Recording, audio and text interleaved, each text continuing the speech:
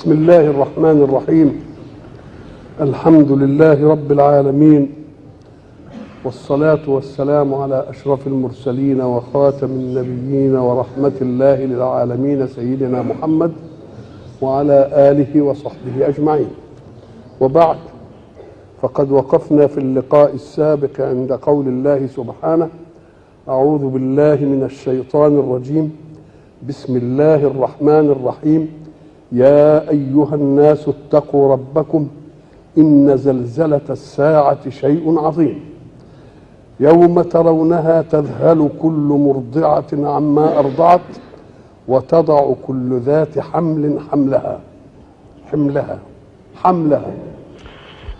قلنا إن هذه السورة افتتحت بزلزلة القيامة لأنه سبق أن قال: واقترب الوعد الحق. يبقى لازم يجيب لنا الوعد الحق اللي هو زلزلة الساعة. وقلنا الزلزلة معناها تحرك الأشياء حركة تخلخلها عن أمكنتها.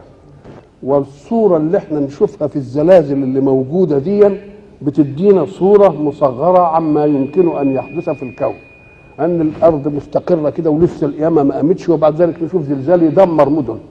يبقى دي معناها أن الحق سبحانه وتعالى يرينا صورة قدرته على زلزلة الأشياء الثابتة. ويقول فيها في آية تانية: إذا رجت الأرض رجا وبست الجبال بسا فكانت هباء منبثا. يعني ملهاش ذاتية في قوام ذاتها، ساعة ما يريد الحق انتهي المسألة. وقلنا إذا زلزلت برضه الأرض زلزالها وأخرجت الأرض أثقالها، وبرضه ساعة ما تخرج الأرض أثقالها برضه الزلزال والبراكين تورينا الصورة دي. باطن الأرض فيه أشياء أشياء عجيبة، وكل يوم عمالين بيطلعوا منها أشياء. ولذلك قلنا في سورة طه: أعوذ بالله من الشيطان الرجيم، له ما في السماوات وما في الأرض وما بينهما وما تحت الثرى. ما تحت الثرى ان ربنا بيمتن بملكيته له، دليل على انها اشياء اشياء نفيسه. ودلوقتي ثروات الامم الان كلها نبته من اللي بيطلع مش عارف واللي بيطلع الماس واللي بيطلع البترول واللي بيطلع كل ده من تحت من تحت الارض. واحنا قلنا زمان ان الحق سبحانه وتعالى بعثر في كونه خيراته، وكل حاجه تطلع في الوقت المناسب وميلاد الرزق يطلع الشيء.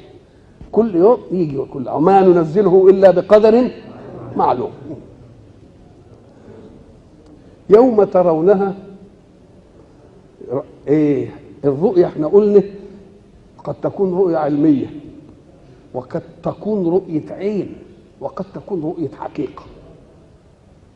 يعني الشيء الذي نعلمه علم يقين، كنا قلنا زمان في العلم إما أن يكون علم يقين أو عين يقين أو حقيقة يقين. علم اليقين أن يخبرك من تثق به بشيء. إحنا الجماعة الرحالة واللي بيكتشفوا قال لك ده فيه قارة اسمها أمريكا وفيها كذا وفيها كذا وفيها كذا، قالوا لنا فعرفنا علم يقين، لأن تواتر الكلام بها، خلاص انتهت المسألة. فإذا أنت ركبت الطيارة كده ومشيت كده وبعدين شفت أمريكا، تقول دي اللي كانوا بيقولوا لنا عليها، يبقى اسمه عين يقينة دي. فإذا قلت له ما تيجي نشوف البلد اللي فيها ناطحات السحاب دي وننزل فيها شوية كده نشوف فيه وننزل ونقول في الشارع وناخد من خيره، يبقى ده اسمه حقيقة حقيقة اليقين. ولذلك حين يخبر الله الكافرين بأن فيه نار، إخبار صادق من الله بأن فيه فعلمنا علم يقين. وبعدين قال: لترونها عين، اللي هتشوفوها كده. وبعدين سكت لنا في الآية دي، لأنه لما قال: أما إن كان من أصحاب اليمين فسلام له، وأما إن كان من المكذبين الضالين فنزل من ينزل الحميم، نزل الفندق بتاعه الحميم، فنزل من حميم وتصلية جحيم. إن هذا لهو حق اليقين بقى، مش لا علم ولا عين، ده حق بقى انت بتنشيه فيها. يبقى لا ترونها، احنا كنا نراها الان باخبار الله علم يقين، خلاص ساعه ما نشوفها يبقى بنراها عين يقين، ونشوف وندخل في الاهوال بتاعتها بقت حقيقه حقيقه يقين. يوم ترونها تذهل كل مرضعه عما ارضعت. تذهل، ما هو الذهول؟ الذهول هو انصراف جارحة عن مهمتها الحقيقية لهول رأته. انت مثلا يجي واحد كده يكون مثلا شايل صينية القهوة وبعدين يدخل يلاقي واحد مهيب كده ولا حاجة مش الله ايه، واحد يكش فيه يوم يعمل ايه؟ يذهل عما في يده فتاة عيناه. يبقى الذهول هو ايه بقى؟ انصراف الانسان لا ارادي عن تأدية وظيفة جارحة لشيء فاجأه. اسمه ايه ده بقى؟ ادي الذهول. الذهول ده قد يكون ذهولا عن شيء تفرضه العاطفة او عن شيء تفرضه الغريزة. ادي ايه؟ ادي حاجة. ايه العاطفة؟ العاطفة قول ام دي مع ابنها عليها عاطفة. العاطفة بتتناسب مع حاجة الولد، وهي حامل تبقى لها احتياط في مشيها او في حركتها او حدش يمديها او حد خايفة على ايه. ايه اللي جاب لها دي؟ العاطفة اللي ربنا اداها، لان لولا العاطفة دي انت تتعرض لاي حاجة والواد يموت. ولذلك احنا قلنا العربية لما سألوها عن احب ابنائك اليك ايه؟ مين؟ قالت الصغير حتى يكبر والغائب حتى يعود والمريض حتى يشفى. يبقى حسب الحاجة ربنا يغرز ايه؟ يغرز العاطفة. فالحامل يبقى عاطفتها ايه؟ قوية كويس كده قوي. وبعدين لما تبقى مرضعة بترضعه عاطفتها برضه ايه؟ قوية، وتلقموا البز ومش عارف ايه وتعمل ايه وتاخده كده في حضنها ومش عارف ايه. شوف بقى لما تذهل المرضعة عما أرضعت، يبقى دي انشلت العاطفة. يعني الهول اللي شافوه عمل ايه؟ خلى العاطفة اللي بتسير حركة الحنان اتقتلت، فتذهل كل مرضعة عما أرضعت. وادينا صورة كده يوم يفر المرء من ايه؟ من أخيه وأمه وإيه؟ ولذلك عظمة القرآن إنه لك بقى يجيب الأخ قبل الأب والأم. لا، كان يقول الواحد يفر من أبوه وأمه. قال لك لا، أصل أبوه وأمه قد يوجدان في وقت هو ما يراش هم في حاجة إليه، ولا هو في حاجة إليهم لأنه كبر. إنما الأخ يبقى فيه لسه إيه؟ طمع المعونة، طمع الإيه؟ طمع المعونة. فيجي بقى تذهل كل مرضعة.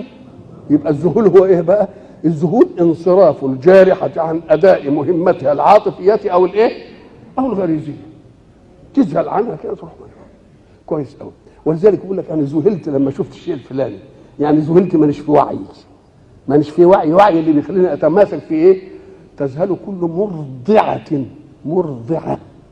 فيه مرضع وفيه مرضع بفتح الضاد والكسر. المرضع هي التي من شأنها أن ترضع، إنما المرضع اللي البز بتاعها فوق في بق ابنها. ما هو قد يكون الواد راضع بقى ونايم ومش عارف ايه وبعيد. هي مرضع يعني ايه؟ يعني صالحة لأن ترضع. إنما مرضع العملية دلوقتي البز هو في تبقى شوف الذهول يبقى ايه شكله بقى ده. تذهل كل مرضعة عما ايه؟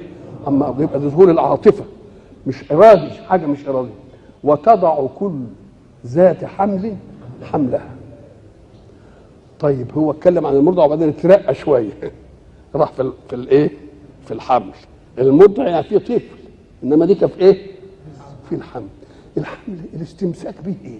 ده الاستمساك به دي غريزي تكويني، ان الرحم بمجرد ما يدخل فيه الشيء المخصب، النطفه المخصبه، يروح قافل خلاص.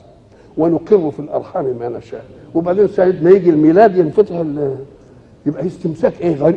بالغريزه كده، مش هي اللي قاعده تمسك ابدا، ولا لا ابدا دعوه بحاجه من دي الله. وبعدين وتضع برضه الاستمساك الغريزي ده ينحل والولد ينزل. وتضع كل ذات حمل به. هنا بقى ذات حمل، مع ان الحمل ثقل. قال لك الثقل نوعين: ثقل تحمله وهو غيرك، وثقل تحمله في ذاتك. ولذلك وساء لهم يوم القيامة ايه؟ حمل مش حمل. يبقى الحمل حاجة جاية كده على ظهري، انما الحمل شيء في نفسي حمل.